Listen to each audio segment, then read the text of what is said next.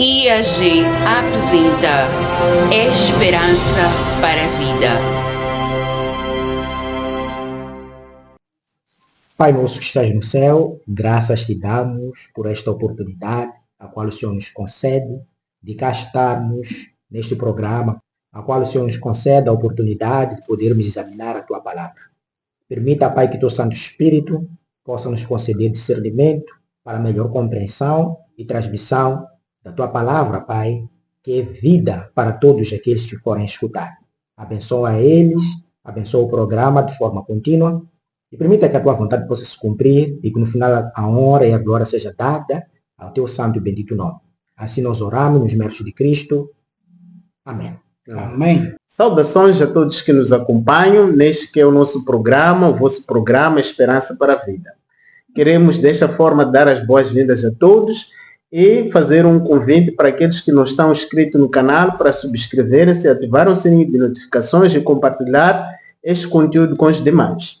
Hoje estamos aqui mais uma vez para o estudo da lição da Escola Sabatina e contamos com a presença de irmãos que vocês já conhecem, especialmente temos a presença do irmão Oscar. Irmão Oscar, seja bem-vindo, pode saudar aos irmãos que nos acompanham do outro lado.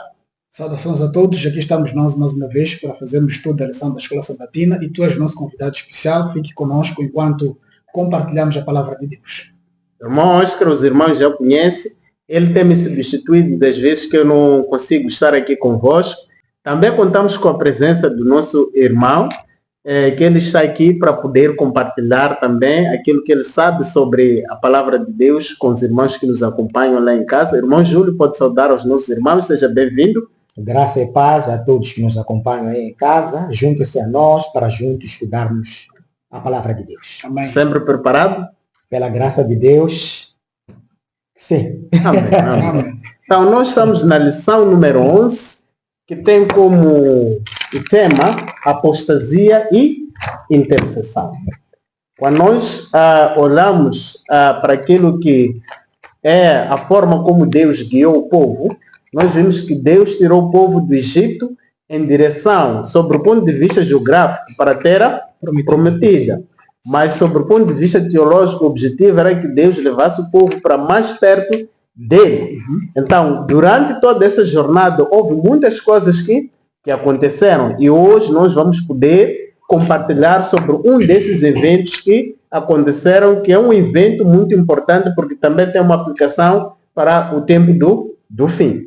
A lição nos diz que nós temos a apostasia e a intercessão, e o verso que nos guia é o livro de Êxodo, capítulo 32, versículo 31 e versículo 32. Diz o seguinte: Moisés voltou ao Senhor e disse: o povo cometeu grande pecado, fazendo para si deuses de ouro. Agora, pois, perdoa-lhe o pecado, ou senão peço-te que me risques do livro que escreveste. Então, aqui, queridos irmãos, nós vimos a atitude do líder Moisés diante de Deus, depois dele ter presenciado o pecado que o povo havia cometido. Durante os 40 dias que ele esteve em comunhão com Deus, o povo ficou a entrar em apostasia. Afinal, quando nós falamos de apostasia, o que é apostasia? É interessante primeiro termos que observar, né? E trazermos os conceitos daquilo que é a lição número 11, apostasia e intercessão. Em forma genérica e básica, seria apostasia a negação ou abandono da fé. Quando existem princípios sólidos conhecidos e as pessoas, por livre e espontânea vontade, rejeitam ou negam estes princípios, isto pode ser conhecido como apostasia. Também poderia avançar logo para a intercessão, que seria o fato de alguém apelar ou pedir a favor de uma outra pessoa, não a ele, a uma entidade que seja superior. Isso seria intercessão. Então nós temos aqui a negação, dos princípios divinos, que é apostasia, e temos alguém a rogar, a apelar a outra pessoa em favor de um outro indivíduo. Isto é intercessão. Então, esta lição número 11 vai abordar o assunto mesmo sobre apostasia e intercessão. Irmão Júlio, gostaria de acrescentar alguma coisa sobre os conceitos de apostasia e intercessão? Muito bem. Eu gostaria também de acrescentar aqui alguns pontos. Talvez trazer a questão etimológica, né? De onde é que vem esta palavra. etimologicamente, a palavra apostasia vem do grego apostasis, não é? Que temos aqui, não é? O sufixo, que é apo, que significa afastar-se ou separar-se. E temos aqui o sufixo, que é estase, que é uma posição, estado ou postura. Como dizia o irmão Oscar, né? Literalmente, é o abandono da fé. Ok? Então, a intercessão é se colocar no lugar do outro, pedindo, né, ou pleiteando diante de Deus o favor de Deus, a misericórdia de Deus, para que possa se manifestar e essa pessoa, na verdade, seja redimida, né, por Cristo.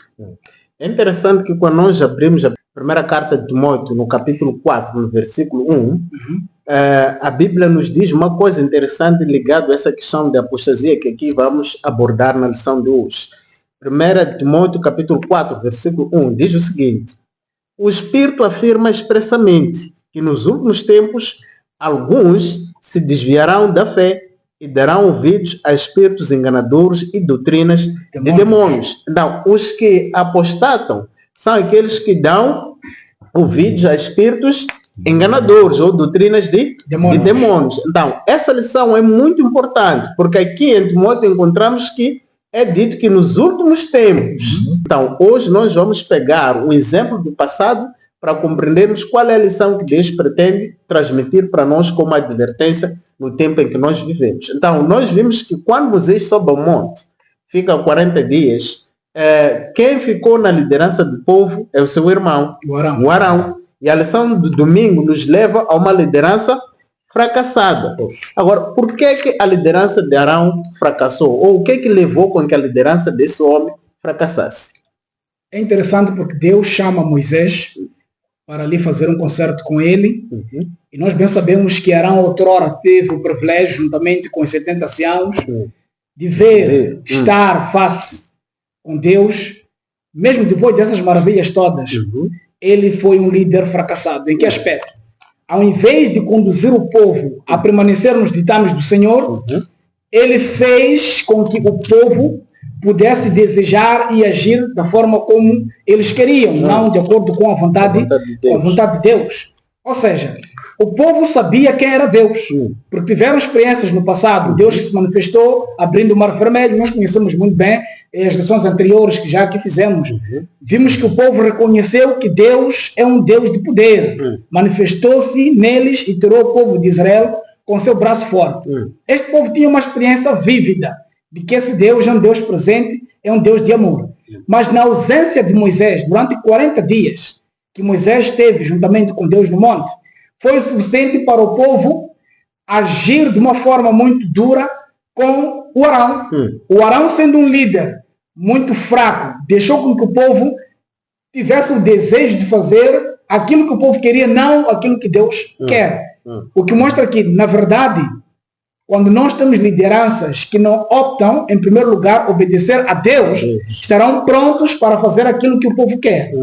Ou seja, esvaziar o púlpito para agradar a membresia não é caráter de um líder genuíno. Então, Arão tinha essas debilidades. A ausência de Moisés fez com que ele se ajuntasse com o povo para não cumprir mais aquilo que eram os ditames de Deus. Se calhar podíamos ver a questão da dependência numa liderança visível, não é? Porque quando nós olhamos que quando esse líder visível se ausenta, o povo teve dificuldades em continuar a obedecer ao líder do líder visível, porque o líder do líder visível era o nosso Deus, não é? Que era um líder invisível.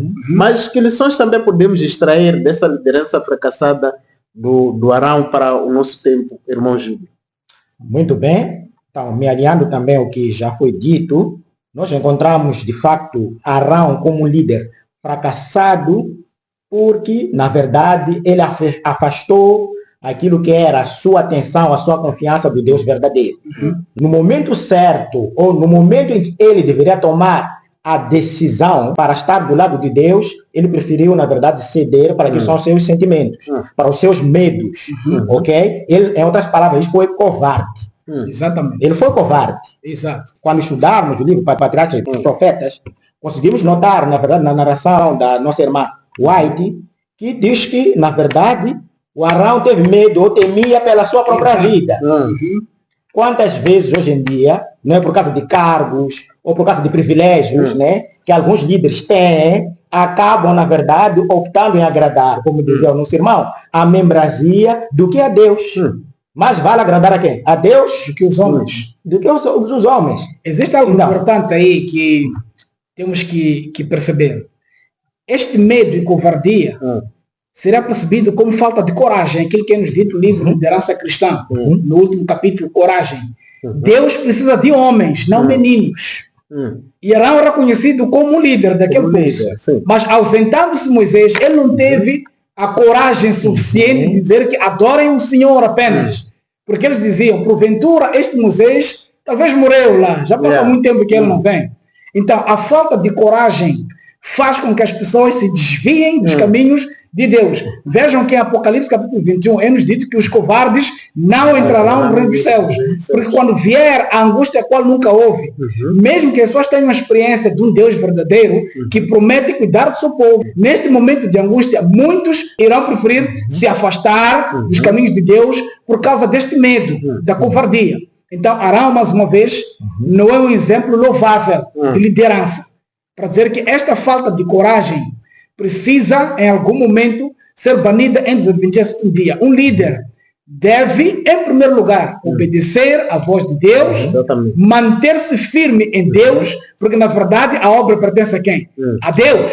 E este povo foi tirado do Egito com a força de quem? De Deus. Então, ele deveria apresentar a Deus a situação da murmuração do povo. E orar a Deus para saber onde é que está Moisés. Mas ele não fez isso. Ele preferiu aliar-se ao povo para desobedecer a palavra de Deus. É muito interessante que isto pode também acontecer nos nossos dias, quando as lideranças preferem agir de forma politicamente correta, como tem-se dito. Agir de forma politicamente correta não é buscar os ditames de Deus, mas aquilo que agrada às pessoas para evitar o conflito. Talvez trazendo mais um ponto aqui, só para acrescentar, né, para enriquecer o próprio debate. O Arão falhou de forma gritante porque ele não obedeceu certos pontos, que eu juro que, na verdade, um líder genuíno deve seguir. O primeiro ponto é a ação pronta e essencial. Qual é essa ação pronta? Não é? Então, Arão, na verdade, ele hesitou. Foi uma pessoa indecisa. Mesmo sabendo aquilo que era correto para se fazer, ele preferiu optar pela coisa errada. Ok? Então, este é um dos primeiros pontos que ele violou. Foi uma pessoa, na verdade, indecisa. Um líder não pode ser uma pessoa indecisa. Tem que ser uma pessoa de coragem, uma pessoa decidida. O segundo ponto tem a ver com a questão da aparência de poder. Ok? Então, o que seria? Então, muitas das vezes, quando a pessoa está do lado do poder, se sente, na verdade, o dono, não é? De tudo. Então, às vezes, o poder, não é? Pode te enfraquecer. Porque você quer agradar, não é, as pessoas para poder receber o quê? O elogio, ok? Para ser bem visto. Então, é um dos problemas que hoje em dia também podemos notar, talvez, nas lideranças modernas. Então, preferem, na verdade, desobedecer a Deus para agradar, para poder agradar, exatamente, para agradar a multidão. E, por fim, os líderes precisam, como dizia o irmão Oscar, estarem sobre o guia do Espírito Santo. A orientação do Espírito Santo. Assim diz o Senhor. Não assim eu acho. Porque muitas das vezes, hoje em dia, nós encontramos líderes que se guiam com assim eu acho, violando todos os princípios, na verdade, bíblicos, não é? Que acabam, na verdade, até criando problemas até para a sua própria liderança. É interessante quando podemos ir para o Êxodo capítulo 32, porque ele também se justifica. Exato. Mas primeiro vamos ver uma das coisas que achei interessante analisarmos aqui, que além daquilo que foi o papel do povo ao pressionar a ele depois também desempenha um outro papel, ou seja, ele faz um acréscimo naquele pecado do próprio povo. Quando lemos no versículo 4, porque ele pediu com que ele dessem os brincos, ouros, por aí em diante. Agora, o versículo 4 diz o seguinte: ele os recebeu de suas mãos e deu forma ao ouro, com um cinzel, fazendo dele um bezerro de fundição. Então eles clamaram: ó Israel, aí está o teu Deus que te tirou da terra do Egito. Agora, o versículo 5, onde ele acrescenta, vendo isso, porque ele viu que eles se agradavam, o bezerro que ele havia feito, o que ele faz? Arão edificou um altar diante do bezerro e proclamou: amanhã haverá festa ao ao Senhor. O que nós podemos tirar, não é? Como atitude de alguns líderes nesse tempo em que nós vivemos? É preciso às vezes perceber que a satisfação do povo pode não estar aliada à verdade. Exatamente. Então, Arão, quando vê a manifestação da alegria pelo fato de ele ter feito aquele bezerro de ouro, ele ainda diz que há de haver grande festa, o que levou o povo a entrar em orgias. Estavam aqui violando diretamente o mandamento de Deus. Não fazer imagens de escultura, mas não só. Não ter outros deuses, porque o Deus que lhes tirou do Egito eles conheciam. Mas chegaram a cometer um pecado tão terrível, esse pecado foi tão grande perante aos olhos de Deus. Então Arão foi levado a fazer este bezerro e ele a proclamar um dia de festa para o povo. Mas o gravante ainda acontece. Quando Moisés vem e enfrenta o Arão, que é isto que tu fizeste? Ele agora acha que houve algo espiritualmente terrível que deveria ser feito aqui para que surgisse. Diz que ele apenas jogou aquilo no fogo e o bezerro apareceu. Como se ele quisesse dizer que eu também sou um líder que exerce o poder divino para aparecerem coisas aqui maravilhosas perante o povo. Mas era uma grande apostasia, porque ele, além de fazer este bezerro, ele acabou mentindo. Ele voltou aqui a mentir ao Moisés quando ele apresenta essas desculpas. É muito, muito triste, porque isto pode acontecer nos nossos dias. Exatamente. Então, a advertência real é para as nossas lideranças hoje. Os nossos líderes precisam olhar para esta lição e perceber que sempre que uma liderança é fracassada, o povo é levado aos caminhos que não oram a Deus, aos caminhos mais distantes do Senhor. Nos dias de hoje, nós precisamos de líderes fortes. Os líderes são guiados com assim diz o Senhor, não é? A Bíblia está escrito. Porque o contrário, não é disso, não é? Pode minar aquilo que é a saúde da igreja, a saúde espiritual da igreja. Exatamente. Então, todo líder fraco que é condescendente para com o pecado, a probabilidade de influenciar também na membresia é muito maior a espiritualidade dos membros. E isso nós temos notado nos últimos dias. Então, temos notado que a fraqueza do líder acaba também atingindo também a espiritualidade da membresia. Agora, que características nós podíamos avançar aqui que são necessárias para um líder que guia o povo de Deus no tempo do fim? Porque nós vimos que o Arão falhou. Então, quais são as características que nós podemos buscar daquilo que o Arão devia ter sido como líder diante daquela situação? Que tipo de líder nós precisamos nos dias de hoje para guiar o povo no caminho certo e não na apostasia? É importante referenciar que, como cristãos, nós temos que primeiro colocar Deus em primeiro lugar e seguir as suas orientações. De forma específica, nós precisamos de homens com coragem, repito. No livro Liderança Cristã, no capítulo 42, é-nos dito que um cristão imaturo, atrofiado em seu crescimento religioso, destituído de sabedoria do alto, está despreparado para enfrentar os ferozes conflitos pelos quais a igreja é chamada a passar. Então, o líder tem que ser um homem de coragem, porque os conflitos virão para a igreja. Então, ele deve se levantar e mostrar claramente que esta igreja pertence a quem? A Deus. Não é por acaso que a igreja do dia sétimo dia, ela é conhecida como uma igreja militante, mas ela será no final uma igreja triunfante, porque significa que o Arão deveria ser um militante, ali não deixar-se levar por aquilo que o povo pedia, mas vincar, ou assim diz o Senhor. Ainda diz aqui a serva de Deus, sobre os teus muros, ó Jerusalém, pus guardas, que de dia e de noite jamais se calarão. O Arão não fez isso.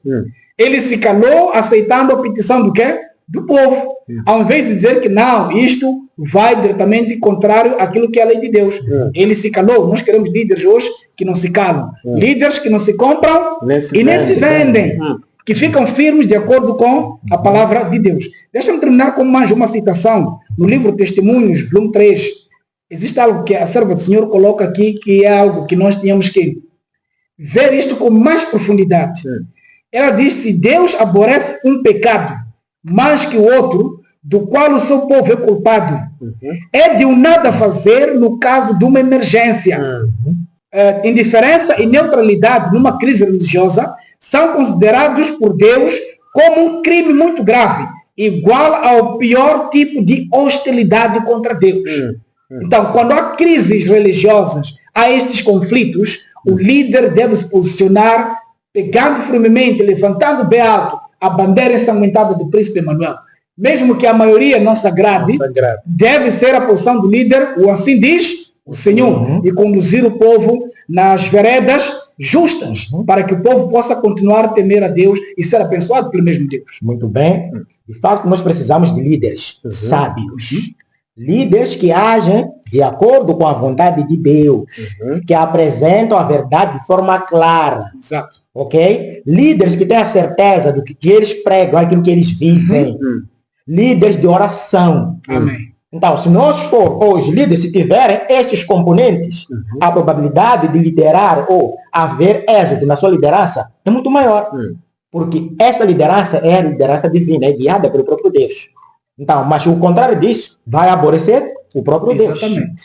É interessante que a citação que o irmão estava a ler aqui deixa bem claro que a indiferença no meio de Cristo para Deus é pecado.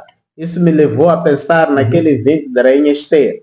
Exatamente. Quando o seu tio, né, o Mardoqueu, foi ter com ela e disse claramente, se você não se pronunciar diante desta crise, e pensar que haverá livramento para a tua família, esquece, não haverá livramento, mas socorro para o povo de Deus virá, nem que seja de outra forma. Amém. Deus vai intervir. Então, o que nos mostra que ela também devia se pronunciar diante da crise que o povo estava a enfrentar. O que significa que não somente os líderes hoje devem pronunciar, porque uma mulher representa a igreja. Significa que os membros que compõem essa igreja, diante de uma crise, também têm um papel a desempenhar. Nem que tenham que perder a vida por causa da verdade. E nós vimos um líder covarde, que é o Arão.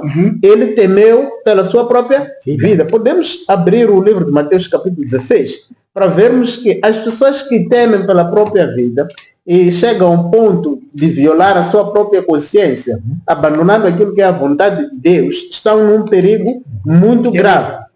Em Mateus capítulo 16, no versículo 24, capítulo 16 de Mateus, versículo 24 e 25, diz o seguinte: então Jesus disse aos discípulos, se alguém quiser vir após mim, negue-se a si mesmo, tome a sua cruz e siga-me. Por quê? Pois quem quiser preservar a sua vida, o que é que vai acontecer? Irá perdê-la. Mas quem perder a vida por minha causa, eis a preservará. Então, nós encontramos aquilo que devia ter sido o posicionamento do líder Arão. Não temer perder a vida por causa de Cristo. Porque ele acharia a vida. Exato. Será que ele entrou na terra prometida? Claramente que não. E é aqui onde surge um ponto muito importante, porque dentro daquela grande apostasia, houve uma tribo que se nos deixou levar. O remanescente. E vejam que foi aí em que Deus tira a tribo de Levi, que mais tarde iria oficiar onde? Tabernáculo, o santuário. Isto é muito importante para dizer que, ainda que seja um grupo menor, mas vale a pena estar com aqueles que obedecem ao Senhor, mesmo que tenham que perder a vida, porque eles não ficaram impunes pelo fato de não se juntarem com a multidão para ali adorar aquele bezerro. Foram criticados, perseguidos severamente. Mas Deus olhou neles como pessoas firmes que fiquem do lado da verdade. Então aqui há um posicionamento muito importante. Estamos nós nesta jornada rumo a Canaã Celestial. Não precisamos ver o que a maioria está a fazer. Nem se juntarmos no bando por ver o número das pessoas. Fiquemos do lado da verdade. Somente a verdade pode nos libertar. Agora, se não estamos preocupados em agradar as pessoas, porque teremos alguns benefícios, seremos o cheiro de morte para a morte, ao invés de sermos cheiro de vida para a vida. Então, Arão foi um cheiro de morte para a morte, porque vimos que a penalidade que veio àqueles que adoraram a estátua foi terrível. Okay? Então nós temos que ficar sempre do lado da verdade e deixarmos as consequências com Deus. Esta é uma lição muito importante. Temos que deixar as consequências com Deus. Por quê? Porque Ele é o autor da nossa vida. E se nós temos fé nele, deixamos os resultados com Ele. Muito bem. Em Filipenses, o apóstolo Paulo ele traz um texto muito interessante que eu gostaria também de trazer aqui para enriquecer o nosso debate. Filipenses 1:21 diz que porque para mim o viver é Cristo. Amém. E o morrer é lucro ou ganho, em outras versões. Então, nós não devemos ter medo não é? De qualquer que seja a consequência, se for para poder estar do lado da verdade. Amém. Então, esse deve ser o nosso posicionamento. Isso é muito interessante. Exatamente. Okay. Então, nós precisamos ser homens tementes a Deus. Homens que não se vendem e nem podem se comprar. Pessoas que vivem a verdade porque a verdade lhes santifica. Amém. Então, quando nós olhamos que consequências a idolatria trouxe para o povo de Deus, estamos a falar dessa adoração ao bezerro, estamos na lição de segunda-feira, fala da idolatria e o mal, isso trouxe consequências. Mas quais são essas consequências para nós compreendermos que, por exemplo, se nos dias atuais também nós adoramos a ídolos, embora que podem não ser os mesmos ídolos que o povo de Israel adorou no passado, nós podemos ter os nossos próprios ídolos nos dias atuais. Agora, que consequências isso trouxe para o povo de Deus?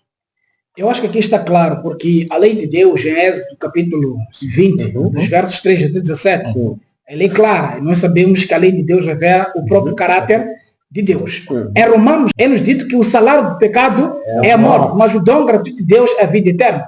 Então, se eles violaram o mandamento ali, fazendo um bezerro, que o decálogo dizia claramente: não farás para ti imagem de escultura, e nem terás outros deuses, é claro que o salário veio para eles, a morte.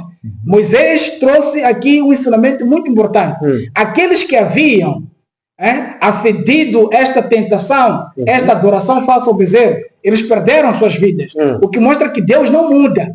Exatamente. Apesar da graça se estender até nós, nós sabemos muito bem que se nós estamos em apostasia, estamos em pecado, o salário do pecado é a morte. A menos que a gente aceita quem?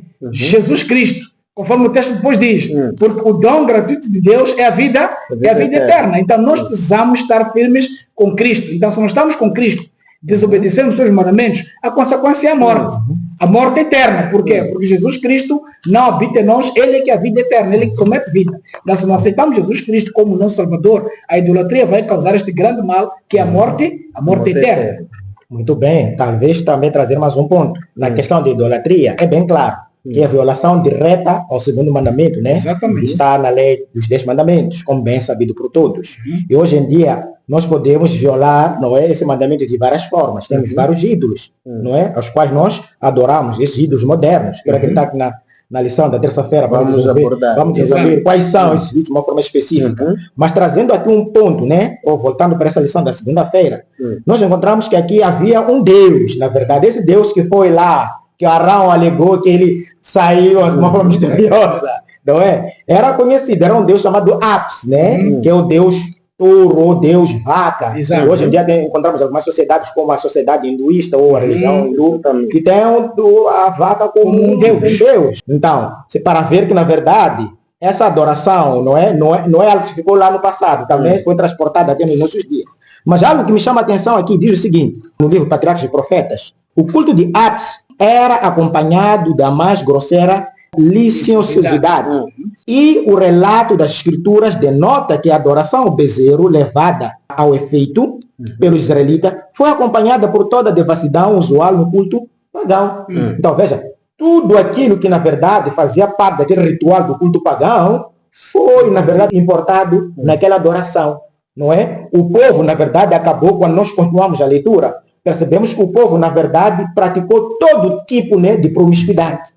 Estiveram lá, na verdade, em orgias, não é? Bebideiras, e tudo, mais coisas imagináveis. E faz comparação com o capítulo de Gênesis, capítulo 6, não é? Quando Deus, na verdade, também se irou com os antediluvianos no passado, não é? Por causa do quê? Porque eles se desviaram daquilo que era o plano original da parte de Deus, ok? Cederam, abriram espaço para que o inimigo, na verdade, se apoderasse, não é? Daquilo que são as suas almas e assim pecasse contra o Senhor. Se formos a ver, este pecado de idolatria foi um pecado tão grave ao ponto de Deus querer exterminar a todos. Exato.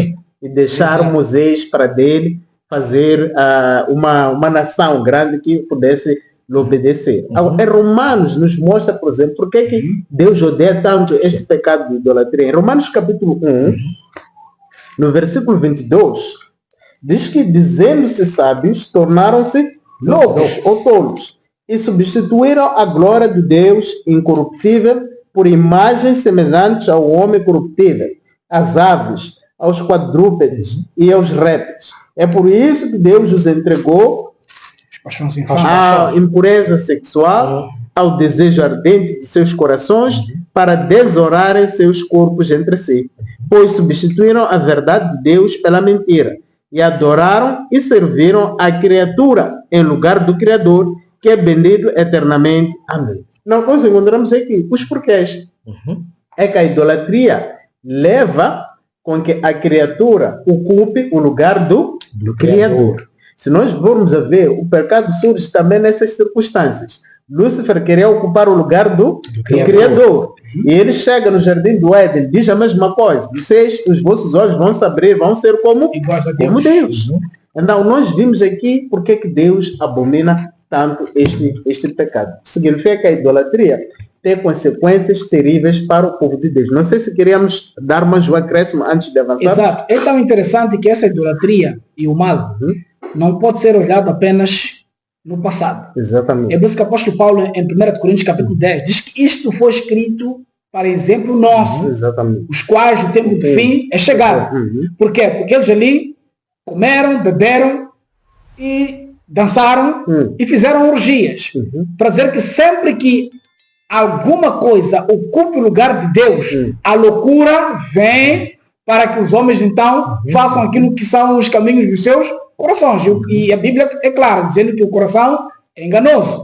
Eles achavam que estavam num nível tão elevado de adoração, mas estavam a demonstrar a pior loucura. Então, quando Paulo diz que eles, achando-se sábios, demonstraram que são loucos, é o que nós vemos hoje.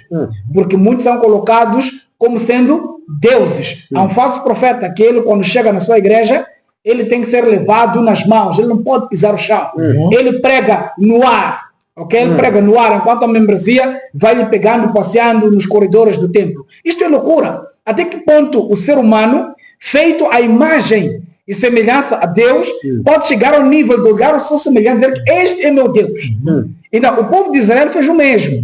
Viu Deus abrir o mar vermelho, passarem dele, viu o próprio Deus conduzindo a eles numa coluna de nuvem, a conduzir a eles com uma coluna de fogo, mas mesmo assim, quando eles olham agora para o bezerro de ouro que Arão fez, eles dizem, esse é o nosso Deus que nos tirou do Egito. É uma loucura terrível que eles cometem. Agora, irmãos, aqui surge um elemento muito fundamental. Nós somos o que comemos. Quando Deus fez Adão e Eva no jardim do Éden, Deus definiu o tipo de alimentação para que eles pudessem cumprir os mandamentos de Deus. Agora, este povo, será que estava a alimentar-se da forma correta até chegarem a um ponto de dizerem, este é o nosso Deus, a olharem para uma vaca? Não. Poderão ter feito vários deuses que haviam aprendido do Egito. Mas por que exatamente eles fizeram o bezerro de ouro? É porque eles desejavam voltar às panelas de carne do Egito. Então, hoje, queridos irmãos, é-nos dito no livro Eventos Finais, capítulo 6, estamos falando da apostasia, ok? Diz que aqueles que estão meio convertidos nesta questão irão se afastar do povo de Deus para não mais andar com ele. O que é que pode levar as pessoas a não andarem mais no caminho de Deus? A questão da intemperança é muito fundamental para nós percebermos hoje. O que levou aquele povo a ter aquela atitude é algo que nós temos que estudar e perceber. Porque se nós não andarmos nos caminhos de Deus e nós somos aquilo que comemos, podemos perverter a nossa forma de pensar e não perceber quem é Deus. Então, Arão perdeu de vista as qualidades de Deus, perdeu de vista as características de Deus. A serva do Senhor nos diz que quando Adão e Eva comeram da árvore do conhecimento do bem e do mal, eles se esconderam, eles perderam de vista, tornaram-se ignorantes quanto à natureza de Deus. O que significa? Que Arão também perdeu de vista aquilo que era a natureza de Deus. O povo idem. Eles questionaram esse tempo todo que este homem está lá, porventura já morreu. Mas qual era a certeza que eles tinham? Deveriam confiar em Deus, em esperar. Que lições eu gostaria de fazer aqui uma ponte? Há alguns que dizem, desde nossos pais dizem que Cristo vai vir. Até hoje ainda não veio. Então, o que eles fazem assim? Começam a viver uma vida dissoluta. A idolatria entra no seu meio, ok? A bebedice entra no seu meio, as orgias. Por isso o próprio Cristo disse que antes da minha segunda vinda, os homens estarão o quê? Comendo, bebendo, e não vão se aperceber disso. O mesmo aconteceu, conforme já fazia referência ao irmão Júlio, no tempo do dilúvio. São as mesmas características que vivemos hoje e vão se intensificar até o tempo do fim. Então, isto tem que, de facto, ser uma lição muito importante para nós hoje. Exatamente. A história repete-se, não é? A história vai se repetir. O irmão, o nosso moderador, tocou num texto muito interessante. Eu gostaria de voltar de novo, não é? Para arrematar um ponto aqui. Romanos, capítulo 1, verso 32, termina aqui dizendo o seguinte: os quais, conhecendo a justiça de Deus, aqui faz referência aos gentios. Mas eu quero fazer uma aplicação para percebermos que, na verdade, o comportamento do povo de Israel se assemelhou aos gentios. Pessoas que não conhecem a Deus, mas são pessoas que tiveram todas as formas, evidências, não é? Para poder. Então, os quais, conhecendo a justiça de Deus, que são dignos de morte, os quais tais coisas praticam, não somente as fazem, mas também consentem aos que as fazem, não é? E Tiago diz o seguinte, Tiago capítulo 4, versículo 17. Aquele, pois, que sabe fazer o bem e não faz, comete pecado. Ok? Então, é claro, então, significa que não havia como Deus se agradar com aquele tipo de atos. E mais logo nós vamos perceber, não é, ao decorrer da lição, que Deus, na verdade, como diz, não é, na saúde, eu lido com saúde, a cada transgressão há uma penalidade. Exatamente. Então, significa que, na verdade, a penalidade que Deus depois vai dar a este povo é justa. Nós vamos perceber, talvez, ao longo da lição. Existe uma coisa muito interessante. Deus é maravilhoso. Amém. Quando nós olhamos para a forma como Deus trabalha de uma forma incrível. Em Salmo 77, versículo 13, porque dissemos que sobre o ponto de vista teológico, o objetivo de Deus era levar o povo mais perto dele. Diz que o teu caminho, ó Deus, está no santuário. Deus, ao tirar o povo do Egito, lhes faz trilhar um caminho de santuário, antes mesmo de chamar a Moisés para construir o próprio santuário.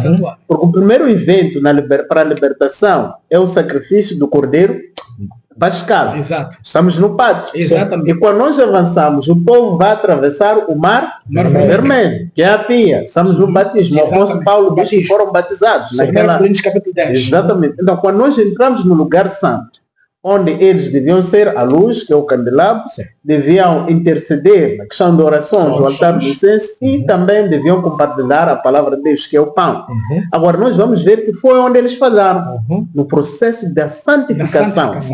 Nós vamos ver que quando nós falamos na justificação, a misericórdia de Deus ainda se estende muito. Se estender, exato. Deus nos leva. Mas quando já chegamos no processo de santificação, há um trabalho que nós devemos fazer. Temos que cooperar com Deus. Quando nós não cooperamos com Deus, em nenhum momento vamos ver a glorificação. Então, essa fase aqui aconteceu com o povo. Por isso que todos eles não conseguiram entrar na terra prometida, que seria o lugar santíssimo. Porque eles deviam viver de acordo com aquilo que é a vontade de Deus. Já falávamos a questão da intemperança aqui. Deus mudou o regime antes mesmo que chegasse na terra prometida. Porque ao chegar na terra prometida, o tipo de alimentação que eles teriam seria aquele que é de acordo com a vontade de Deus. Vimos na lição número 6, que eles rejeitaram o maná, que também representa o próprio Cristo. É interessante que nós temos irmãos que acham que vão chegar à glorificação ignorando o segundo passo, que é a santificação. E a santificação é diária. Quando nós aceitamos Jesus Cristo, somos justificados. Exatamente. Descemos nas águas batismais, que é uma demonstração pública que morremos para o mundo para viver em novidade de vida. E dali, se nós nascemos, somos novas criaturas em Cristo, o próprio Cristo define a nossa alimentação. E a Bíblia diz, não só do pão viverá o homem, mas de toda a palavra que sai da boca de Deus. Vou dizer aqui, nesse processo de santificação, a Bíblia desempenha um papel muito crucial. Os nossos modos de viver dependem do assim diz o Senhor. E se assim prosseguirmos, chegaremos também ao quê? A glorificação. Mas infelizmente há muitos que dizem, vocês tudo que falam está na Bíblia, tudo que vocês falam, vocês são, tudo querem falar está na Bíblia. Estamos dizendo que essas pessoas estão rejeitando o quê? A santificação diária. Então, como chegarão à glorificação se rejeitam a santificação? Ninguém verá Deus sem santificação. Sede santos, porque eu também sou santo. Então, Deus pede a nós a santidade. E esse é um processo contínuo. É um trabalho diário. Nós temos que ir a Santas Escrituras para sermos santos, conforme as Escrituras aqui nos ilustram. Gostaria que também abordássemos os ídolos modernos, porque podemos olhar para essa questão sob o ponto de vista histórico. Exato. E ficarmos aí. Mas, na verdade, Satanás é astuto, ele vai mudando de estratégias. Significa que podemos também estar em idolatria sem nos aperceber como povo de Deus. Então, é importante também trazermos, não é, os ídolos modernos para que possamos, de uma certa forma, despertar. Quais são os ídolos modernos no nosso tempo, não é? Que tipo de idolatria nos corrompe hoje? Na verdade, quanto a este ponto, a lição também é bem clara, enfática e direta, porque ela traz aqui, acho que é o penúltimo parágrafo, não é algo muito interessante. O que colocamos no lugar, não é, de Cristo pode ter diferentes formatos. Ok? Então, depois começa a mencionar, não é, Sim. quais são esses elementos. Primeiro elemento, orgulho. O segundo, egocentrismo. Terceiro, dinheiro, poder, sexo, comida, televisão, drogas, álcool, pensamentos impuros, pornografia, prazeres, trabalho, esportes, família, videogames, filmes, compras, ideologias, política, música, posição social, títulos, diplomas e assim vai em diante. Exato. Eu quero acreditar com esta lista tão vasta e mais alguma coisa, que talvez aqui, talvez poderá ter uma lista tão grande para mencionar tudo. O querido irmão, a querida irmã em casa pode ter se identificado com o tipo de ídolo, não é? O irmão ou a irmã tem adorado. Ok? Mas segundo a palavra de Deus, isto chama-se pecado. Ok? Chama-se pecado, não tem outra palavra. Exatamente. Então, o que nós aqui, ou o que acabamos aqui de mencionar, ok? Significa substitui a adoração, ou o tempo que nós devemos dar para adorar a Deus. Porque o nosso tempo, porque Deus também vai nos cobrar pelo tempo, não é? Exatamente. Que nós vamos usar de uma forma, diria, leviana ou de qualquer maneira. Então, é muito importante nós percebermos esses pontos. Até diríamos, o livro Parábola de Jesus diz que de todos os talentos que Deus nos concedeu, o único talento que Ele vai inquirir é o tempo. Como é que nós usamos o nosso tempo? Hoje em dia, talvez só sem querer te cortar, desculpa. Hoje em dia, é normal, ou melhor, normal entre aspas, você ir para a casa, não é, daqueles que se intitulam remanescente, encontrar a eles assistirem novelas mundanas. Isso é muito frequente. Filhos a jogarem videogames, assistirem filmes. Sem falar dos seriados. O que Seriados. ocupa muito a mente dos Seriados. jovens nesses nossos dias. É verdade que Sim. quando falamos do tempo, que Deus vai de facto inquirir, porque Sim. este é um dos talentos que Deus deu a todos Todos. de igual modo. Todos temos um tempo. Os 4 T's estão em cena. Templo, tesouro. Então nós vamos aí. Agora, o que acontece é que facilmente as pessoas pensam que um dos deuses que mais sobressai, que é o Deus Mamon, o Deus do dinheiro. Mas na verdade as pessoas querem dinheiro para quê? É com dinheiro que as pessoas vão se prostituir. É com dinheiro que as pessoas vão comprar comida e tornando a comida um seu Deus. É com dinheiro que as pessoas vão comprar títulos, muitos deles, comprarem carros. Então aqui há um cuidado, há um chamado de guardarmos os mandamentos de Deus para não nos tornarmos idólatras. Quando a lei de Deus diz que não farás para ti imagens de escultura, isso transcende a ideia de imagem de escultura, ou seja, não colocarmos nenhuma outra coisa acima de Deus na nossa vida, porque se assim o fizermos, ou não temos Cristo no cerne da nossa vida, aquilo que nós amamos torna-se o nosso Deus. Agora, como eu gosto muito de falar da questão da temperança, porque eu percebo que este é um calcanhar de Aquiles para os adventistas do sétimo dia, eu quero ler convosco o livro de Filipenses, capítulo 3, o livro de Filipenses, capítulo 3, versos 18, nos fala de um dos ídolos, que é este que muitas das vezes traz um alvoroço na casa de Deus, quando estamos entre os adventistas do sétimo dia.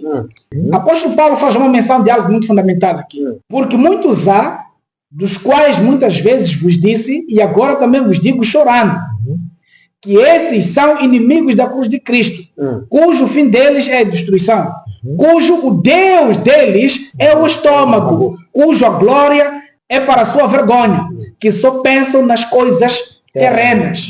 Então, amigos, hoje em dia nós vemos o Deus do ventre dominar as mentes de muitas pessoas. Quando Nabucodonosor foi levar os filhos que pertenciam à linhagem real, Daniel e seus companheiros, nós vemos que ele mudou a dieta deles. Porque o Nabucodonosor queria ser olhado como um Deus na Babilônia.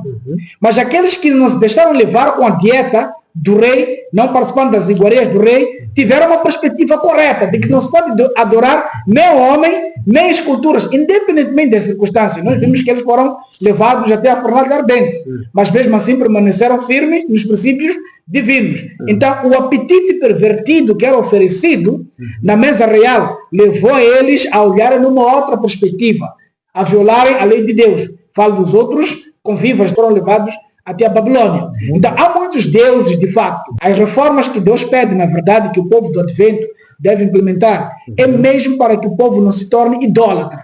A reforma no vestuário. É para nós vestirmos coisas simples. Porque se nos tornarmos escravos da moda, a moda passa a ser o quê? O nosso Deus. Então nós temos que ser pessoas simples, buscarmos a humildade em todas as coisas, assim cumpriremos melhor a palavra de Deus, não sendo idólatras. Muito bem, talvez também trazendo aqui um acréscimo. Segunda de Timóteo, capítulo 3, capítulo 5, não é? Terminando aquilo que é a exortação que vem por parte, né, do apóstolo Paulo, escrevendo aqui para Timóteo, diz aqui: tendo aparência de piedade, mas negando a eficácia dela. Destes, afaste-se. Então nós encontramos muitas pessoas hoje em dia que estão dentro da igreja, mas tem uma aparência de piedade, ok? Mas não são pessoas, na verdade, concretamente convertidas. São convencidas pela verdade, mas não convertidas pela verdade. Então, uma pessoa nesse estado dificilmente pode viver aquilo que é a revelação de Deus, porque não tem um relacionamento, assim como Deus queria se relacionar com o seu povo. Isso o levou para um lugar de santificação. Nós encontramos hoje em dia também as pessoas que ainda querem voltar para o Egito, ou ainda querem permanecer, não é, nos prazeres, não é, do Egito. Por isso, acabam buscando os seus ídolos para poderem, na verdade, agradar aquilo que é a sua própria consciência. Porque tudo aquilo que tira adoração a Deus, automaticamente é adoração ao inimigo. Então, Satanás, na verdade, hoje tem usado este truque, ok? Coloca várias questões, não é? Que agradam aquilo que é nossos apetites, aquilo que é a nossa vontade, para poder tirar a adoração da parte de Deus, não é? A irmã Ellen White, nesse livro Patriarcas do Profeta, no aplicativo 225.1, diz o seguinte: quantas vezes em nossos próprios dias o amor aos prazeres, disfarçado por uma aparência de piedade, ok? 2 Timóteo, que eu fiz aqui referência, uma religião que permite aos homens, enquanto observam os ritos do culto, entregam-se à satisfação egoísta ou sensual, é tão agradável às multidões, hoje como o foi nos dias de Israel. E ainda há arrões flexíveis que, ao mesmo tempo em que mantêm posições de autoridade na igreja, cederão aos desejos dos que não são consagrados, e assim os induzirão ao pecado. Isso é muito grave. É muito terrível. Nós percebemos que o que Arão, de verdade, ele fez, repete-se nos nossos dias. Como estava a dizer a serva do Senhor, há Arãos no nosso meio. Isso é terrível. Agora, eu gostaria que nós analisássemos algo muito, muito importante aqui. No livro de Mateus, capítulo 5, Mateus capítulo 5, versos 9. Alguém poderia ajudar a ler esse texto? Bem-aventurados os pacificadores, pois serão chamados filhos de Deus.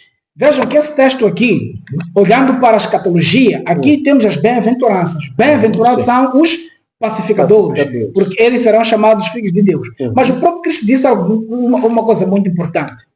Ele diz que eu não vim trazer paz, mas espada. Ok? Então, o que isso significa aqui? De facto, são bem-aventurados os pacificadores.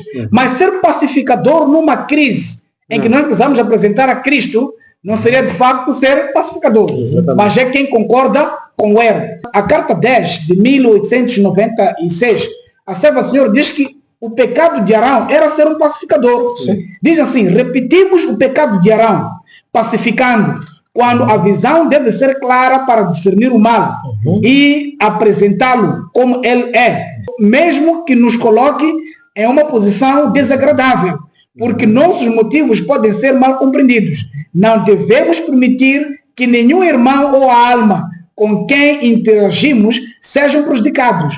Essa negligência de permanecer firmemente ao lado da verdade foi o pecado de Arão. Se ele tivesse claramente dito a verdade ele nunca teria feito aquele bezerro de ouro. O mesmo espírito que o levou a evitar, a declarar toda a verdade por medo de ofender, o levou a praticar uma falsidade, apontando para o bezerro de ouro como uma representação daquele que os tirou do Egito. Assim, uma infidelidade leva a outra. Então, nós, ao lermos aqui Mateus 5, 9, bem-aventurados são os pacificadores. De facto, devemos procurar ser pacificadores. Mas quando a igreja, o povo de Deus, quer passividade no erro, mas importa obedecer a Deus que os homens e deixar os resultados com Deus. É interessante que quando nós falamos aqui dos ídolos modernos e falamos que as reformas são a solução para que não haja apostasia, alguns podem não entender isso, mas quando lemos, por exemplo, Provérbios capítulo 29, versículo 18, diz que onde não há profecia, o povo se corrompe, mas quem obedece à lei é bem-aventurado. Amém. O profeta de Deus retirou-se para ir ter um encontro com Deus durante 40 dias. Exato. O que aconteceu? O povo corrompeu-se. Mas não porque o povo não tinha a mensagem da advertência contra a idolatria. Já sabiam dessa mensagem. O que eles deviam fazer era obedecer à lei para serem os bem-aventurados. Amém. Mas eles ignoraram a profecia. Ignoraram a advertência. E o que aconteceu? O povo corrompeu-se. Então nós precisamos obedecer aquilo que é a vontade de Deus. Ainda que sejamos em menor número. Exatamente. Deus vai olhar por nós e vai nos considerar os bem-aventurados de acordo com aquilo que é a vontade dele. Sim. É interessante porque o livro de 2 de Crônicas, capítulo 20, verso 20, diz que credes no Senhor e nos seus profetas sereis bem prósperos. Então, hoje em dia, as pessoas que não creem nos profetas do Senhor estão rumando ou estão descendo goela abaixo em apostasia. Porque se nós queremos ficar firmes no Senhor, temos que crer nos seus profetas. E aí estaremos o quê? Seguros. No livro Eventos Finais, capítulo 12, que fala da sacudidura, é-nos dito que a rejeição dos testemunhos resulta em apostasia. Uma coisa é certa, os adventistas do sétimo dia, que se colocam sob a bandeira de Satanás, abandonarão primeiro sua fé nas advertências e repressões contidas nos testemunhos do Espírito de Deus. O último engano de Satanás será exatamente anular os testemunhos. Hoje, quantos adventistas não creem no Espírito de Profecia manifesto no dom profético da nossa irmã Ellen Goldwhite? O que significa, irmãos? Estão em apostasia. E veja só este ponto, porque muitos, na verdade, até acabam se aventurando, não é? No seguinte pensamento, dizendo que, na verdade, são apenas conselhos. Mas estamos aqui a falar, não é? Credo nos seus, credo nos profetas. Exato. E prosperareis. Profeta o que é, afinal? Não é o porta-voz de Deus? Deus é o portador da palavra de Deus, o portador de luz. Então, ou é profeta, ou não é. Ou cremos no Espírito de Profecia, ou não cremos. Tem que ficar bem claro. É interessante, podemos abrir o livro de Isaías, capítulo 30. O livro de Isaías, capítulo 30. Esta lição, se calhar, podia ficar aqui, mas vamos... Porque há muita coisa que nós precisamos entender, que é a raiz de todas essas coisas aí. A rejeição da mensagem profética, não é? É que traz a apostasia no seio do povo de Deus. E nós sabemos que, nesse tempo em que nós vivemos, haverá uma apostasia nacional, uma apostasia de fora, mas também uma apostasia de dentro da igreja de Deus. Agora, em Isaías capítulo 30, no versículo 9, diz o seguinte: pois este é um povo rebelde, filhos mentirosos, filhos que não querem ouvir a lei do Senhor, que dizem aos videntes, chega de visões, e aos profetas, não profetizeis para nós o que é correto. Dizei-nos coisas boas e profetizai-nos ilusões. Desviai-vos do caminho, apartai-vos da vereda e afastai de nós o Santo de Israel. O que os irmãos podem dizer sobre este texto aqui? Naquilo que diz respeito ao nosso comportamento hoje diante da mensagem profética que Deus deu ao seu povo. Isto repetiu-se no ministério do profeta Jeremias. O povo preferiu banir Jeremias, perseguir Jeremias, com a intenção de matá-lo, mas associarem a ele o profeta Ananias. O que significa que o povo não mudou. Porque a Bíblia diz, nada é novo debaixo do sol. O que nós precisamos compreender é o que a Bíblia nos diz. Então, as pessoas muitas das vezes preferem ouvir aquilo que agrada a eles. Os seus ditames, o seu coração. Mas rejeitando o quê? A palavra do Senhor. Lembram do rei Acabe? Quando disseram, será que há um profeta aqui? Disseram, sim, há um profeta. Quem é esse profeta? Elias. Esse profeta nunca profetiza coisa boa a meu respeito. Mas podemos ler, só para ficar claro aos irmãos que nos acompanham lá em casa. Exato. Vamos ler isso, 1 de Reis, capítulo 22. Exatamente. Nós encontramos aqui, eu vou ler, depois o irmão Oscar vai continuar o seu fio de pensamento, explicando isso. Só queremos deixar bem claro que está na Bíblia, não é?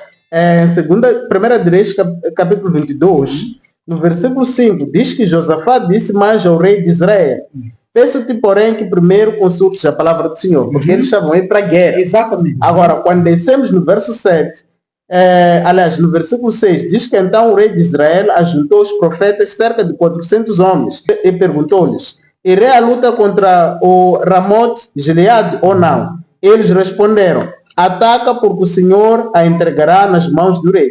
Mas Josafá insistiu. Sim. Não há aqui um outro profeta do Senhor a quem possamos consultar. No verso 8 ele diz: então o rei de Israel disse a Josafá: ainda há um homem por quem podemos consultar o Senhor, Micaías, filho de Ilá, mas eu o odeio, porque nunca profetiza o bem a meu respeito, mas somente o mal. É interessante isto. Ele reconhece que ele é profeta, mas as profecias que este profeta dá, que na verdade não são só as profecias, porque o profeta é o mensageiro de Deus, não iam de encontro com seus modos de viver. Então preferiu rejeitar o profeta. O que acontece? Muitos adventistas que querem olhar apenas os escritos de Ellen White como conselhos, é porque eles não andam em função do que está lá escrito. Ok? Então, algo muito importante deve chamar a nossa atenção. João Nega de Patmos, ele escreveu, guiado pelo Espírito Santo, à igreja de Laodiceia: aconselho que de mim compres ouro refinado no fogo. Este conselho é de João ou é conselho de Deus? De Deus. Podem, porventura, aqueles que não comprarem ouro refinado no fogo e que se vistam de roupas brancas entrar no reino dos céus? Não. Mas este é conselho de Deus, vindo através de quem? De João, o seu servo. Para dizer que o espírito de profecia, se são conselhos de quem?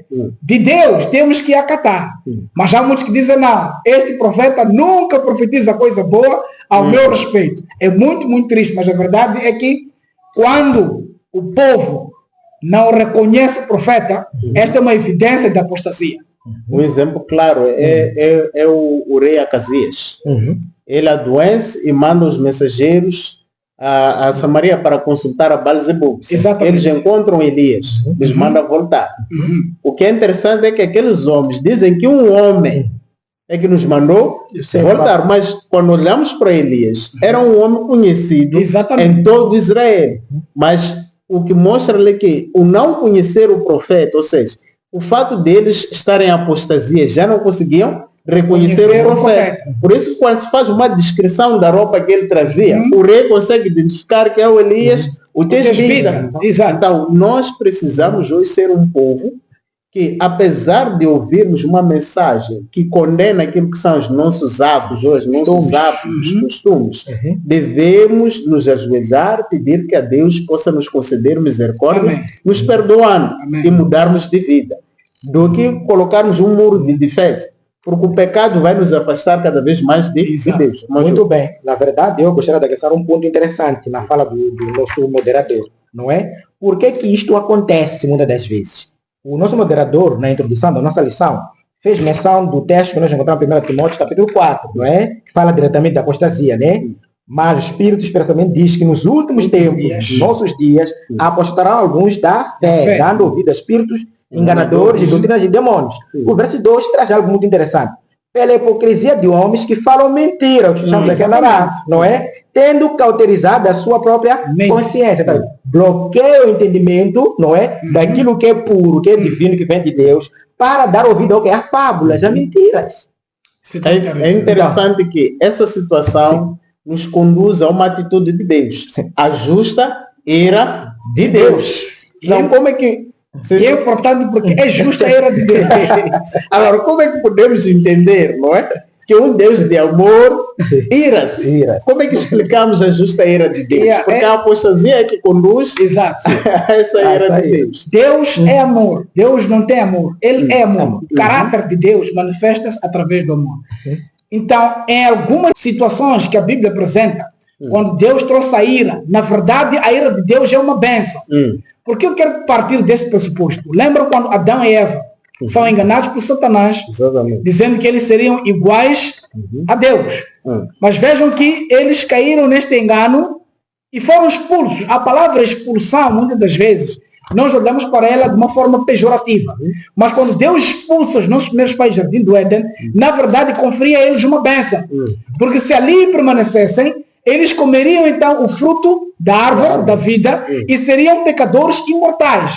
Mas porque a ira de Deus se manifestou, mas é uma ira misturada com o quê? Com misericórdia. Então Deus abençoou a eles ao lhes tirar dali, mostrando que um dia viria quem? O Messias. Por isso Deus providenciou um cordeiro que apresentava o próprio Cristo que viria. Então esta ira que é manifesta, muitas das vezes nós olhamos como um Deus que não tem amor, mas é a manifestação do amor. Eu estou dando isto mostrando para o tempo do fim. O banimento e a destruição final dos ímpios é um ato de amor. É um ato de misericórdia. A ira de Deus, quando se manifestar para banir todos os ímpios, estará a se manifestar ainda o amor de quem? De Deus. Estão a imaginar o céu, que as ruas são de ouro, as portas são de pérolas preciosas. Seria um martírio, seria um sofrimento, um ladrão ali está. Então, o banimento e a morte de todos os ímpios, dos ladrões, é a manifestação do amor de Deus. Por vez de adorar, estará concentrado a fazer o quê? Obviamente. Ou seja, ser um garimpeiro. Imagina as nossas ruas como são, esburacadas. É uma semana as ruas da Santa Cidade, com ouro, também seriam ali esburacadas. Mostra aqui. A ira de Deus, ela é justa. Exatamente. É para o benefício do próprio homem que Deus fez segundo a sua imagem e semelhança. Então, mas aqueles que não têm o conhecimento de Deus, olham Deus como um tirano, como um Deus que se ira. A Bíblia é clara que Deus não tem prazer na morte do ímpio, sem que ele também se converta à verdade. Então, Deus quer que as pessoas se convertam à verdade. Mas no final, aqueles que tiveram todas as evidências, todo o aprendizado, toda a mensagem que eles rejeitaram, por causa do amor de Deus, Deus terá que exterminar a eles. E estará a fazer um favor para eles, será um sacrifício. Terá ser um martírio terrível viver no céu, alguém que não deseja viver no céu. Então, imagina que a Bíblia diz que Deus irá recompensar a cada um conforme as suas obras. Amém. Se Deus apenas recompensasse aos justos, os ímpios iam reclamar que Deus é injusto. Se Deus recompensasse apenas aos ímpios, os justos diriam que Deus é injusto. Então, como Deus é justo, ele recompensa tanto ao ímpio, tanto ao justo. Sim. Muito bem. Na verdade, a ira de Deus é justa. Exato. Por isso que Isaías e Jeremias, na verdade, eles narram como chamam, este assunto numa mesma perspectiva, né? Trazendo ao nosso entendimento que, na verdade, o juízo de Deus, o juízo estranho de Deus, ok? Então, como nós podemos entender isso? Não é? Um Deus justo, não é? Que terá que condenar, terá que sancionar o pecado. Exatamente. Já onde é que entra o amor? O nosso colaborador aqui, não é? O IAZ também deixou bem claro, nosso irmão Oscar deixou bem claro que a condenação, não é? Dos ímpios ou daqueles que são pecadores, será por amor. Exatamente. Ok? Será por amor. Exato. Jeremias 4, 27 a 28, só de uma forma resumida, o Senhor não executa de bom grado a sua ira, mas por causa da maldade do vosso proceder, sobre vós virá este castigo. Não é da vontade de Deus, exatamente, mas por causa da liberdade de escolha. Você ter escolhido o mal, já não resta mais nada para Deus a fazer por ti. Okay? Pese, embora Deus já, na sua onisciência, tenha evitado esforços para poder te salvar. Mas você por si só, não é de forma individual, você escolheu estar do lado da condenação. É que Deus é justo. Sim, é justo. Alguém não pode plantar vento e não colher ventania. Tem que ficar claro, aquilo que o homem plantar, isso também colherá. Mas acima de tudo é que nós sabemos que Deus é amor. Conforme dizia outrora, Romanos 6,13, né? O salário do pecado é a morte. Ok? Mas o dom gratuito de Deus é a vida eterna. Então, Deus quer que todos nós alcancemos o quê? A vida eterna. Mas as nossas escolhas é que vão determinar qual galardão que nós vamos receber. E aí se manifesta a justa ira de Deus. No livro Grande Conflito, capítulo 36, de forma rápida, é só um trecho. A irmã White deixa algo também muito interessante, que vem corroborar no que estamos aqui a comentar. Ela diz o seguinte, não é? O juízo estranho, que é a justa ira de Deus, não é? É um ato incomum de Deus, porque o seu prazer está na misericórdia. Exato. E não na destruição. Então, Deus não se agrada na destruição do ímpio. Ok? Deus não se agrada. Pelo contrário, o seu desejo é que ele se converta. Exatamente. Se arrependa, se converte e seja salvo. Amém. Então, vê-se aqui claramente que nosso Deus é justo. Ele é justo em todos os tempos. Agora, existe uma atitude que deve ser a nossa atitude, que nós extraímos do exemplo do próprio Moisés, que deve também ser o exemplo que os líderes devem buscar, não é? Nós estamos a falar de líderes que estão a liderar as ovelhas de Cristo. Moisés estava a liderar a igreja de Deus no deserto. Essa igreja de Deus era composta por vários grupos, né, de pessoas. Os que obedeciam, os desobedientes, por aí em diante. Mas a missão de Moisés não era exterminar, excluir, remover aqueles que cometiam pecados, mas devia fazer de tudo para que fossem recuperados e serem integrados de novo no aprisco. Quando lemos o versículo 30 até 32, para depois os irmãos tentarem nos explicar de que forma a oração intercessória que ele faz se assemelha ao ministério de Cristo por nós hoje. Estamos no 32 de Êxodo, verso 30. No dia seguinte, Moisés disse ao povo: cometeste um grande pecado. Agora, porém, subirei ao Senhor, talvez eu possa fazer expiação pelo vosso pecado. Assim Moisés voltou ao Senhor e disse: esse povo cometeu um grande pecado, fazendo para si um Deus de ouro. Mas agora perdoa-lhe o pecado. Ou caso contrário, risca-me do teu livro que escreveste. De que forma essa oração intercessória, ou essa atitude intercessória de Moisés, se assemelha ao ministério de Cristo por nós hoje?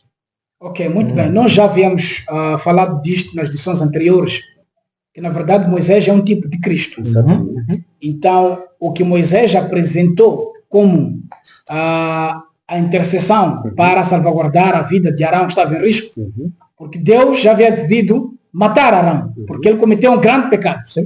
Mas Moisés intercedeu porque não foi com as suas próprias forças que eles saíram do Egito. Foi Deus que tirou. E Deus já havia feito uma promessa: tirar este povo com a intenção de levá-los perto deles e lhes colocar onde? Em Canaã. Entretanto, como este povo se rebelou e apostatou, Moisés fez aqui uma intercessão para salvaguardar a vida de Arão. Em Deuteronômio está claro que Deus queria eliminar Arão. Então Moisés intercedeu, mostrando claramente que nós, como raça humana, nós caímos em pecado. Conforme já dizia anteriormente, o salário do pecado é a morte. Nós estávamos condenados à morte eterna.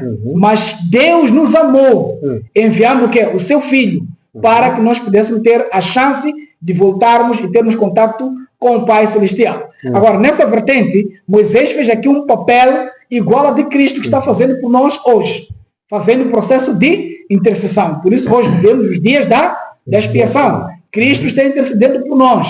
Então, temos aí a oportunidade e a chance de nos arrependermos do nosso pecado e mudarmos de atitude. Porque se não mudarmos de atitude, a oração de intercessão pode não ter nenhum efeito. Então Moisés aqui intercedeu por Arão, intercedeu pelo povo e ainda disse mais: porventura se isto não acontecer, então risca o meu nome do livro que escreveste. Para mostrar que o Moisés tinha um amor para com o seu irmão, também para com o povo. Ele preferia sofrer as consequências do pecado que ele não cometeu para salvaguardar a vida de quem? Daqueles cumprindo a promessa de Deus, mostrando que os líderes da igreja devem, muitas das vezes, sentir a dor das ovelhas que estão desarraigadas, que não estão no aprisco, com a intenção de levar-lhes a quem? Ao aprisco, assim como é o próprio Cristo, que quando nós nos desviamos do caminho, ele veio a este mundo terrível de pecado, foi esticado na cruz por causa das nossas transgressões, para que pudéssemos ter ali o quê? A chance. Então, um verdadeiro líder é aquele que luta em defesa daquele que ele lidera. Muito bem. Falando de intercessão, isso nos leva para o livro também das recordações, que é o livro de Deuteronômio, capítulo 9. Moisés, na verdade, diz algo muito interessante aqui, no versos 20. Capítulo 9, versos 20, assim diz a palavra de Deus. Também o Senhor se irou muito contra Arão para o destruir, mas também o rei por Arão ao mesmo tempo. Então, ele colocou como intercessor até do seu próprio irmão. Aqui é uma lição também que nós devemos extrair como igreja. Okay? Quando nós, não é, presumimos que algum irmão está pecando ou transgredindo aquilo que é a vontade de Deus, ao invés de apontar o dedo, qual deve ser o nosso procedimento? Interceder. Em oração. Em oração. Há exemplo também de Moisés. Ok? Isso. Cabe a quem julgar, não é, as pessoas transgressoras. A Deus. A Deus, porque no céu existem registros. Exato. Nós estamos em que período no tempo de juízo? Tempo da expiação. Da expiação, ok? É o juízo investigativo. Está em curso. E temos um intercessor perante o Pai, que é Jesus Cristo. Então, aqui eu gostaria de terminar também a minha fala dizendo o seguinte: a intercessão de Moisés em prol de Israel ilustra a mediação de Cristo pelo homem pecador. Mas o Senhor não permitiu que Moisés carregasse, como fez Cristo, não é? A culpa. Então, Moisés é um tipo de Cristo, ok? Exatamente. Mas ao mesmo tempo, nós encontramos Cristo na sua plenitude, carregando os pecados também da humanidade. Então, nós quando nos colocamos como Moisés, não é? Exato. Então, estamos aqui a representar a quem? A Cristo, não é? Porque Cristo é que carrega todas as nossas culpas, não é? Como diz também Isaías, não é? Ele morreu, não é? Ele morreu no nosso lugar. Então, ele morreu como substituto daquilo que deveria ser a nossa penalidade. Exato. Ok? Então, a atitude, na verdade, de Moisés, não é? Agradou a Deus.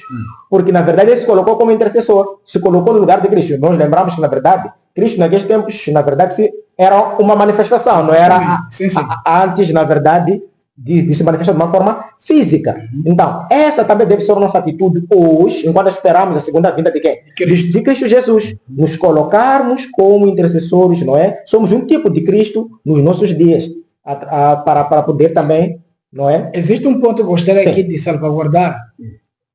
Os irmãos precisam perceber que a intercessão um dia vai terminar. A porta da graça está aberta, mas um dia a porta da graça vai fechar. Porque quando nós não temos essa noção, pensamos que Cristo vai interceder por nós continuamente, sem nós termos a contrição de espírito, sem nós abandonarmos o pecado e acharmos que Cristo, porque é amor, vai continuar intercedendo. Nós temos que ter um vislumbre real. Estamos nos dias da expiação, mas isto um dia terá o limite. Conforme dizia o moderador no início, que ali, no povo de Israel, haviam diferentes grupos. A serva do Senhor, no livro Parábola de Jesus, na página 304, diz que existem pessoas nas fileiras de Cristo, mas que pertencem ao exército de Satanás. Muitos há cujos nomes estão nos livros da igreja, mas não estão sob o governo de Cristo. Não lhes ouvem a instrução, nem fazem a sua obra. Por isso estão sob o domínio do inimigo. Não fazem positivamente o bem. Por isso produzem dano incalculável. Por sua influência, não ser cheiro de vida para a vida, é cheiro de morte para a morte. O Senhor diz, por não haverem cumprido o propósito de Deus, os filhos de Israel foram abandonados e o convite divino foi estendido a outros povos. Se estes também se provarem infiéis, não serão da mesma maneira rejeitados. É uma questão para ver que aquilo que Cristo faz por nós hoje, por intercessão, nós reconhecemos que somos seu povo, temos que agir em função da verdade que nós estamos a viver. Se estamos vivendo os dias da expiação e Cristo está no santuário celestial, no lugar santíssimo, intercedendo, qual deve ser a nossa forma de vida? Temos que viver face a um Deus que está no limiar desse trabalho e que em breve vai deixar as roupas de sumo sacerdote para vestir as roupas de vingança. É por isso que quando Cristo veio, ele queria eliminar Arão. Mas como aqui houve a intercessão da parte de Moisés, ele foi perdoado o pecado. Mas as consequências do pecado foram notáveis. Nós vimos, Arão não entrou na terra prometida. Agora, irmãos, eu quero ler um texto em Jeremias, capítulo 7, verso 16. Porque nós podemos interagir ou podemos interceder por alguém. Mas quando a pessoa comete um pecado aberto e não deseja abandonar este pecado, mesmo depois de ser advertido, não devemos orar. Ou seja, nós oraremos a Deus para que perdoe os pecados cometidos de forma consciente e inconscientemente. Mas quando alguém de forma aberta, assim como disse o faraó, quem é o Senhor para que eu deixe Israel ir? A nossa intercessão perde valor. Jeremias capítulo 7, verso 16. Alguém pode ler o texto para mim? Jeremias 7,16 diz o seguinte: mas tu não deverás orar por este povo, nem levantar clamor ou oração em seu favor, nem me buscar, pois não te ouvirei. Porque eles decidiram, nós temos aqui um exemplo do povo de Israel no tempo do profeta Jeremias. Eles decidiram não mais obedecer à voz de Deus, não reconhecer o profeta. Então aqui Deus disse a Jeremias, mesmo que tu intercedas por este povo, eu não ouvirei a sua oração. Para dizer o que, irmãos? Nós temos que deixar o Espírito Santo trabalhar em nossos corações. Porque o pecado contra o Espírito Santo não tem perdão. Então, quando as pessoas se colocam até o ponto de dizer que eu não quero mais, então essa oração acaba não surtindo efeito. Quero ler aqui. Veja o versículo 18, para acrescentar nesse texto aí. Diz uma coisa interessante, que os filhos apanham a lenha, os pais acendem o fogo e as mulheres amassam farinha para fazer bolos à rainha do céu e fazem ofertas derramadas a outros deuses, a fim de me provocarem a ira. Então, eles fazem essas oferendas à rainha do céu, que para os católicos, exatamente, eles também têm a rainha do céu como sua intercessora, Maria, não é? Mas será que Deus tem muitos intercessores ou só temos um único intercessor? A Bíblia está clara, irmão Cipriano. Há um só caminho, Jesus Cristo. Eu sou o caminho, a verdade, ninguém vai ao Pai senão por mim. Ele mesmo disse isso, para mostrar claramente que só em Cristo Jesus nós temos a remissão dos pecados. Deixa-me terminar aqui em Isaías capítulo 22, os versos 12 até 14, porque nós dissemos que estamos vivendo os dias da expiação. Veja um exemplo que temos ainda em relação ao povo de Israel. É-nos dito, Isaías capítulo 22, verso 12. E naquele dia fez o Senhor Deus dos exércitos um convite ao choro, ao luto, ao rapar a cabeça e a cingir-se com vestimentas de pano de saco. E eis aqui o quê? Alegria e júbilo. Matam-se bois, matam-se ovelhas, come-se carne e bebe-se vinho. E dizem, comamos e bebamos, porque amanhã morreremos. Verso 14, presta atenção. E isto foi revelado aos meus ouvidos pelo Senhor dos Exércitos. Certamente esta maldade não será expiada até que morais, diz o Senhor dos Exércitos. Significa o quê? Quando nós vivemos desde a expiação, Deus exige de nós uma santificação completa. Precisamos viver e ter vitória sobre o pecado. Porque se nós não nos arrependermos dos nossos pecados, Deus não pode fazer expiação, a purificação do santuário. Por quê? Porque nós não abandonamos o pecado. Então, enquanto Jesus Cristo intercede por nós, nós temos que corresponder à intercessão de Cristo, que é apagar os pecados para nós mantermos o quê? Santos, face a um Deus que é santo. Então, Ele aí poderá vir reivindicar em nós o seu caráter. É interessante que Hebreus capítulo 10, versículo 26, vai dar ênfase ao que o irmão estava a dizer aqui. Diz: se continuarmos intencionalmente no pecado, depois de receber o pleno conhecimento da verdade, já não resta mais sacrifício pelos pecados. Outras versões dizem já não há expiação. Não há expiação. Então, vê-se claramente que nós precisamos buscar a Deus para nos conceder a vitória sobre o pecado.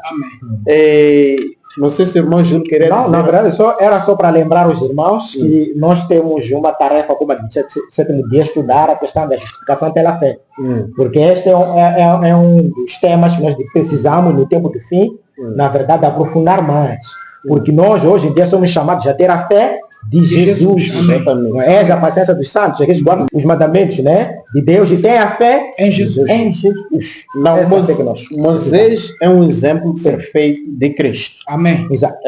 O autor aqui diz que não é de admirar que Moisés seja um tipo ou símbolo de Cristo por causa da sua oração intercessora pelos pecadores e sua disposição em oferecer sua vida por eles.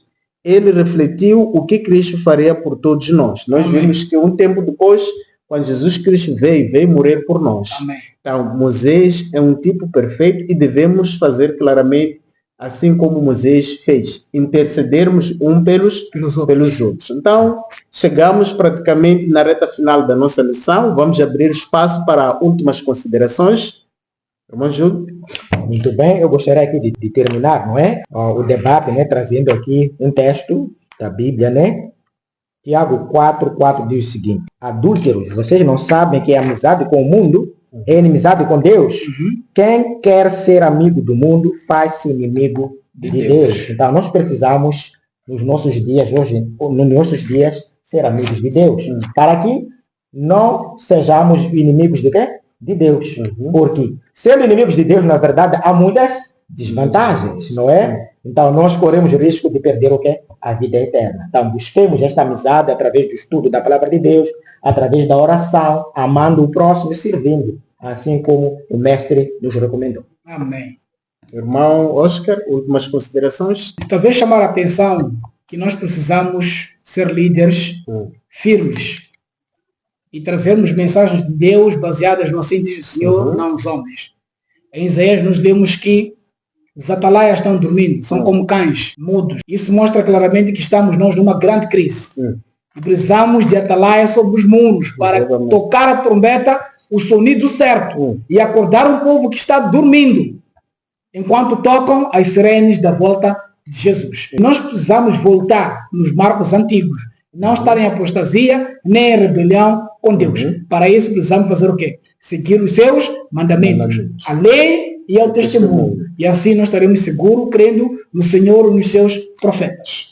Então, assim chegamos ao fim da nossa lição. E mais uma vez queremos convidar a todos que estão nos acompanhar para deixar os vossos comentários, as vossas questões, assim como pedidos de orações, porque aqui aprendemos que devemos interceder um pelo outro. E a Bíblia nos exorta a orarmos sem cessar. Então, nós contamos também com as vossas orações em prol desse projeto. Amém. Para que a obra do Senhor possa avançar através desse ministério de sustento próprio e também para que Deus possa se fazer presente na vida de cada um de nós. Também nós queremos orar por vós, por isso que pedimos que coloquem os vossos pedidos de orações e compartilhem o link deste canal com os demais. Amém. Então, desta forma, queremos vos convidar para que se façam presente na próxima lição, que será a nossa penúltima lição do estudo da lição da Escola Sabatina, que será a lição número 12. Estamos quase para terminar a nossa lição da Escola Sabatina e que possamos também efetuar um êxito